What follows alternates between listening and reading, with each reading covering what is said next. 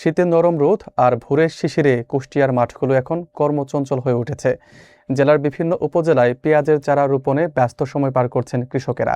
আবহাওয়া অনুকূলে থাকায় সকাল থেকে দুপুর পর্যন্ত চলছে এই কার্যক্রম।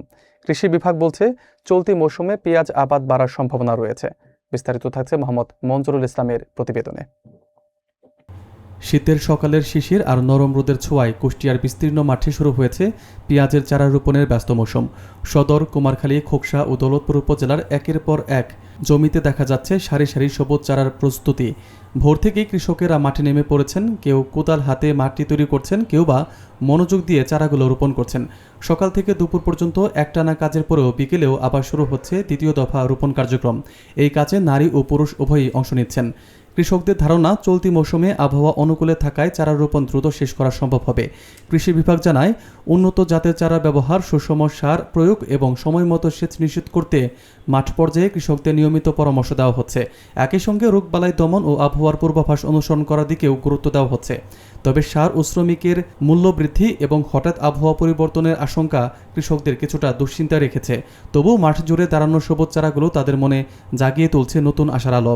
দিনের শেষে ক্লান্ত শরীর নিয়ে মাঠ ছাড়লেও কৃষকের চোখে মুখে ফুটে উঠছে তৃপ্তির হাসি, কারণ এই চারার মধ্যে তারা দেখছেন আগামী দিনের ফসল, জীবিকার নিশ্চয়তা এবং সবুজের প্রতিশ্রুতি।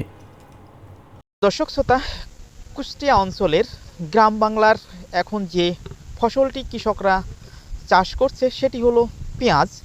এই পেঁয়াজ লাগানোর এই মৌসুমে হাড় কাঁপানো শীতকে উপেক্ষা করে তারা সকাল থেকেই ব্যস্ত সময় পার করছেন এই পেঁয়াজের জমি প্রস্তুতি এবং চারা রোপণ নিয়ে। আমরা আপনাদেরকে দেখাবো সেই পেঁয়াজ লাগানোর যে প্রক্রিয়া, সেই প্রক্রিয়া আমরা দেখাবো আপনাদেরকে এবং কৃষকদের সঙ্গে কথা বলবো তাদের পেঁয়াজ লাগানোর ক্ষেত্রে তাদের কোনো বাধা বিঘ্ন আছে কিনা, নানান বিষয় নিয়ে আপনাদের সামনে তুলে ধরবো কৃষকের সুখ দুঃখের কথা। আমাদের এখন তো ডিলার খুব কম। এখন মনে করেন যে আমাদের গ্রামে কিছু কিছু লোক দোকানে সার বিক্রি করে, তো এমনভাবে সার বিক্রি করে আসলে গেলে পারে, ওইখানে গেলে পারে কৃষকরা মন মতো সার পায় না। প্রত্যেকটা সারের দাম বেশি ধরে এবং অবৈধভাবে সার সংরক্ষণ করে বেচা কেনা করে। এবং কোনো একটা মানুষ যদি যায় ওর কাছে সার নিতে গেলে ও সার দেয় না, ওর ইচ্ছা মতো হলে দেয়, না হলে না দেয়। একজন হয়তো সারের খুবই প্রয়োজন গেছে, যাওয়ার পরে ও হাতে সার দেয় না। সার না দিলে পারে এখন কী করবে, মানুষ দূরের থেকে হয়তো পান্টির থেকে কেউ আনে, কেউ 22 গ্রাম বাজার থেকে আনে, তাহলে সার মনে করেন যে এত পরিমাণ মানে মানুষের চাহিদা, হয়তো সেই চাহিদা অনুযায়ী উনি সার দেয় না। এখন আমরা চাই যে ঊর্ধ্বতন কর্মকর্তা যেন এই সমস্ত ব্যক্তিদের আপনার যেহেতু ব্যক্তিদের বলতে কিন্তু এর তো লাইসেন্স নাই, এর কোনো কাগজপাতি নাই, অবৈধভাবে সার কিনা বেচা করে।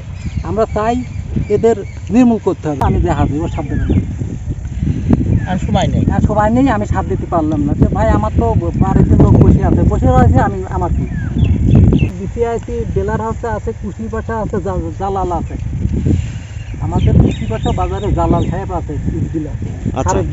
উনি আল্লাহর রহমতে সারের দামও কম ধরে এবং যে কোনো সময় গেলে পারে, ও ব্যবহারটা খুবই ভালো এবং আমরা যে কোনো মুহূর্তে গেলে পারে সার করতে। এখানে আমার মনে করেন যেহেতু মাঠ আমাদের দক্ষিণ মুনাহারপুরের পাশাপাশি প্লাস আদাবাড়ি এদিক বড়েছাড়া, এর মানে ওইখানে আমরা এখন মনে করেন পথ চলতে টাকা নিয়ে যাই, ব্যাগ নিয়ে যাই, পথ চলতে ওইখানে সার মানে কেনার জন্য ওখান থেকে কিনে নিয়ে ওখানে দেবো। আর আমাদের এখানে কুশিপাশা আমাদের বাসা থেকে মনে করেন প্রায় 2-2.5 কিলো।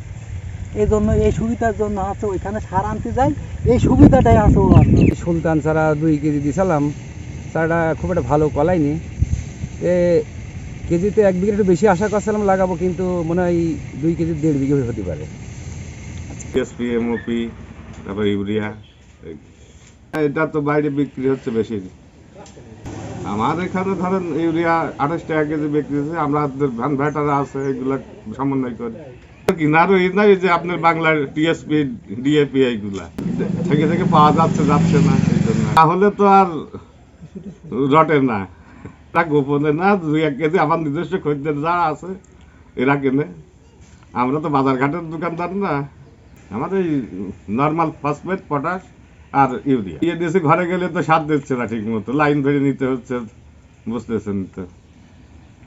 আমার চাহিদা 2 বস্তা হয়তো দিচ্ছে একবার। পেঁয়াজ এখন এই তো খরচ খরচা খুব বেশি, সারের এই যে দাম টাম বেশি ধরছে, তো এখন সরকার যেভাবে সার দিচ্ছে পাইছি, একটু কিছু আশা করা যায় সারের দিক থেকে একটু কিছু কম পাওয়া যাবে না। বর্তমান সার অ্যাভেলেবল পাওয়া যাচ্ছে না। এই ঢ্যাপ ধরছে হইল 1050, মরক্ষণ এসছে 1350, ইউরিয়া 1300, আর পটাশ হইল 1000। গাছ লাগানো শুরু হয়ে গেছে আমাদের এই মাঠে। আর পাওয়ার টিলার বলেন, ওইটাতে আপনারা 2000 টাকা নিচ্ছে আর কি।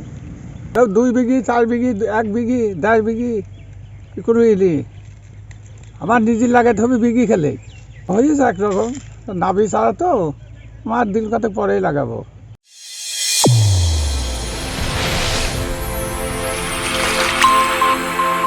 চ্যানেল A1 হৃদয়ের স্পন্দন।